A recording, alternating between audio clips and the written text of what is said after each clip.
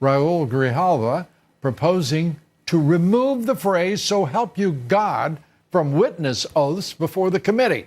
Only after the measure failed did the chairman, admit it was all just such a terrible mistake. Golly, I can't imagine a man with his left-wing leanings making a mistake, or at least admitting any.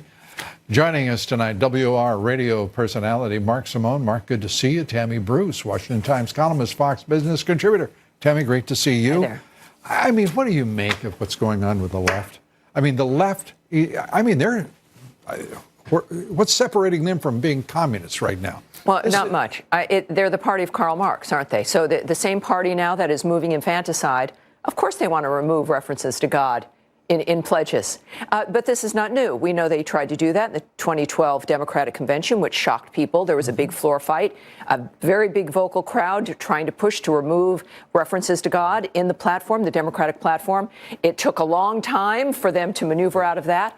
This is a reminder to the American people that this is not about policy. These people do not care about the country. This is a very different dynamic than they intend to move it through, and it is the antithesis of what Americans in general want. They lie, they're grifters, and this finally is showing us clearly who they really are.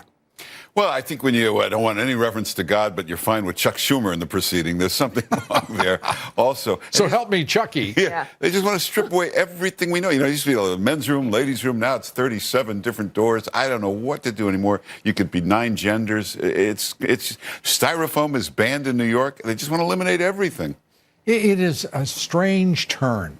And the Republicans, the president today saying that, you know, what we all knew, that Paul Ryan was a traitor and a liar and worked only for K Street, the Chamber of Commerce, the Business Roundtable, Wall Street, and he lied to the President of the United States. Imagine. Shocker. I'm sure Americans who voted for Trump and just the regular Republican base, I'm sure, fainted when they heard that Paul Ryan promised something and then had no intention of doing it, like repealing and replacing Obamacare. Republicans, that leadership, had that format. 61 times those fools repealed it, but and then when it counted, they couldn't get together. They did it because they knew it would not pass, and yet they took our votes and our money. So, of course, he's going to do the same thing to President Trump. This is their nature, and I'm glad the president finally is admitting it. But Paul Ryan and Mitch McConnell have been the problems,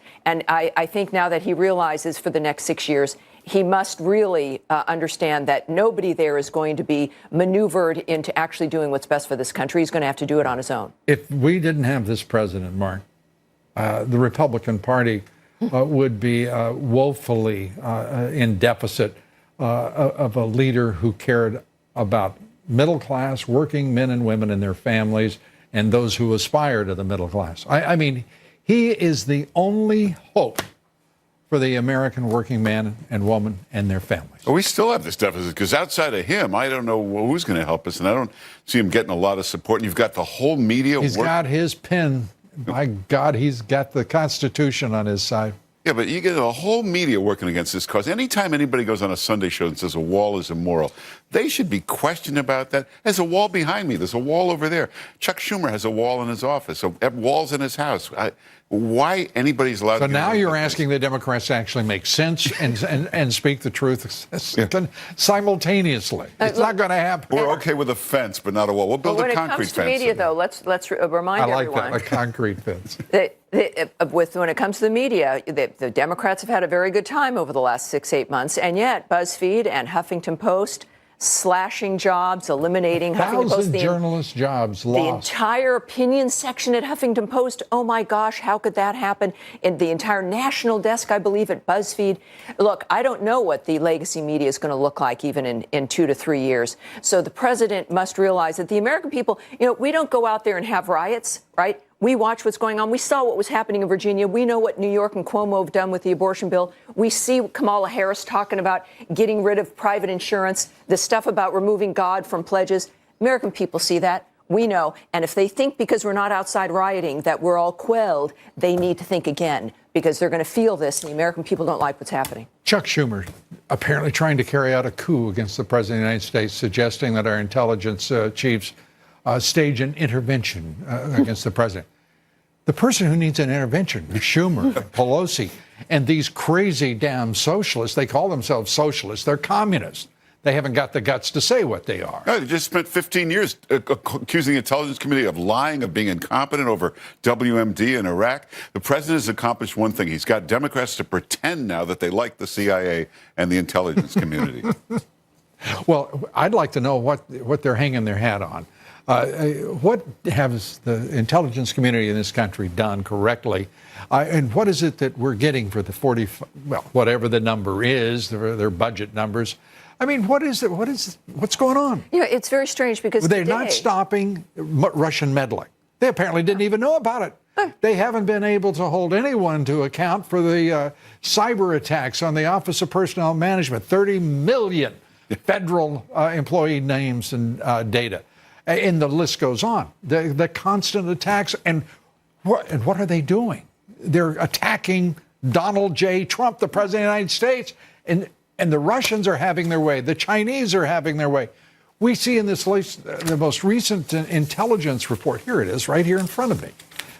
This report, they have the power. They're there to carry out any cyber attack against our most important utilities in this country at any time. What the hell are they? An observer group? The intelligence community? They don't do anything. It's the same group. We've had the intelligence breaches with China, North Korea, and Iran. This is the same group that after 17 years in Afghanistan, al-Qaeda is still operating. The new guy, Donald Trump, is the one who deals with ISIS, is the one who's looking at this freshly and wants to make a difference. You get the last word, partner. Hey, there's two jobs of a president, peace and prosperity. We're doing great on both. Overall, it's a very successful presidency. And I still can't figure out what the hell the DNI is talking about. What is he thinking about? But that's for another show. Thank you for being here on this show. Come back soon. We'll have that show. Up next, President Trump stands firm on his demands of Congress. No wall, no deal. Take that. We'll have more. Stay with us. We'll be right back.